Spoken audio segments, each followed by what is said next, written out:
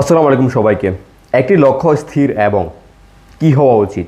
লক্ষ্য স্থির করা যে সময়কাল, সেই সময়কাল নিজেকে প্রস্তুত করা, অনেক কঠোর পরিশ্রম করা এবং এন্ড অফ দ্য ডে আমি অনেক চেষ্টা করেছি, বাট ইটস নট হ্যাপেন। প্রচলিত আমরা যেটি দেখি সেটি ঠিক এমনই হয় না, হওয়ার কথা ছিল।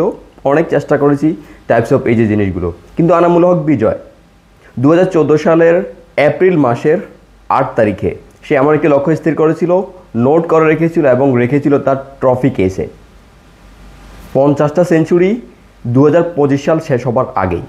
2025 সাল চলছে, এখন এপ্রিল মাস, আজকে 20 তারিখ। আজকেই আনামুল হক বিজয় পূর্ণ করলো ঘরোয়া ক্রিকেটে তার 50তম সেঞ্চুরি। লক্ষ্য যে নির্ধারণ করেছিল 10 বছর আগে, সেই লক্ষ্যটি পূরণ করে মাটিতে লুটিয়ে পড়লো, সেলিব্রেশন করলো বীরের মতোই, যেভাবে ঠিক করা উচিত লক্ষ্য অর্জনের পরে।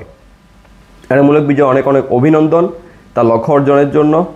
এর আগেও ঘরোয়া ক্রিকেটের ইতিহাসে রেকর্ড করেছিল এক আসরের সর্বোচ্চ রানের রেকর্ড, যেটি করার পরেও আনামুল হক বিজয় জাতীয় দলে ফিরেছিল।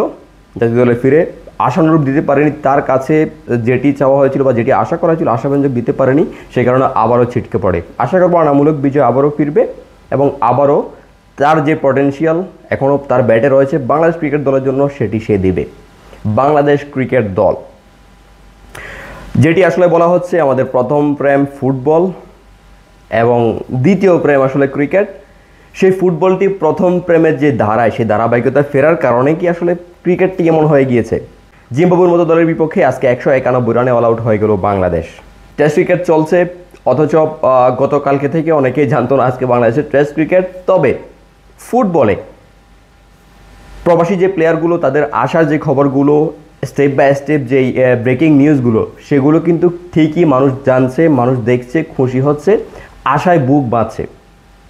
তবে বাংলাদেশ ক্রিকেট দলের এই বেহাল দশার জন্য আসলে কি বলা উচিত, যেখানে আমরা ধীরে ধীরে আবারও ফুটবল কেন্দ্রিক হয়ে যাচ্ছি বা ফুটবলের দিকে সমর্থকরা ঝুঁকছে, সেখানে ক্রিকেটারদের উচিত যে এখানে ভালো পারফরমেন্স করা। সেখানে ক্রিকেটাররা নিজেরাও হয়তো বা ফুটবলের দিকে ঝুঁকে পড়ছে, ফুটবল দেখছে, তারাও আশা করছে ভালো ভালো প্লেয়ারগুলো আসবে, বাংলাদেশকে ফুটবল অনেক বেশি এগিয়ে নিবে। নাকি খেলার মাঠে গিয়েও তারা চিন্তা করছে যে আসলে এমন কোনো নিউজ আসবে কিনা, কুইন সুলিভান তো গত রাতেও ভালো পারফরমেন্স করেছে, তাকে আমরা পাবো কিনা, এমন কিছু কি আসলে আমাদের ক্রিকেটাররা ভাবছে? না হয় আমি মনে করি যে টেস্ট একাদশটি আজকে জিম্বাবুয়ের বিপক্ষে মাঠে নেমেছে, আমি সেখানে পটেনশিয়ালের কোনো অভাব আমি দেখছি না। মাহমুদুল হাসান জয়, সাদমান ইসলাম, মোমিনুল হক, নাজমুল হোসেন শান্ত, মুশফিকুর রহিম, জাকের আলী অনিক, মেহেদী হাসান মিরাজ, ব্যাটিং লাইন আপের যে আসলে যে স্তম্ভটি, এটি আসলে ব্যর্থ হওয়ার মতো কোনো স্তম্ভ নয়। কিন্তু আসলে কেন ব্যর্থ হলো?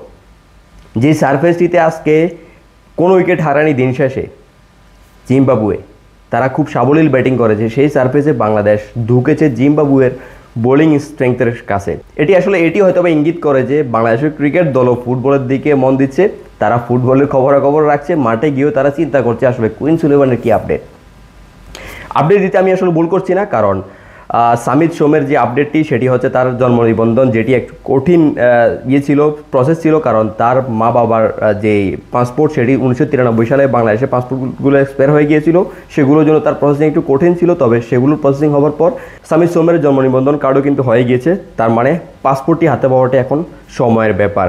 একই সাথে আরও একটি আপডেট হলো, কিউবা মিচেল যে ইংল্যান্ডের বয়সভিত্তিক ক্লাবগুলোতে খেলছে, তাকে গতকালকেই বাফুফে অফিসিয়ালি অ্যাপ্রোচ করেছিল, সে আজকেই সেখানে রাজি হয়েছে জাতীয় দলে খেলার জন্য। এবং যদি ইংল্যান্ড এফএ থেকে তার যে এনওসিটি পায় এবং একই সাথে তার পাসপোর্টের যে বিষয়টি, সেটি তড়িঘড়ি শেষ হয়, তবে আগামী জুনেই ঢাকা স্টেডিয়ামে সিঙ্গাপুরের যে বিপক্ষে যে ম্যাচটি, সেটিতে তার অভিষেক হতে পারে।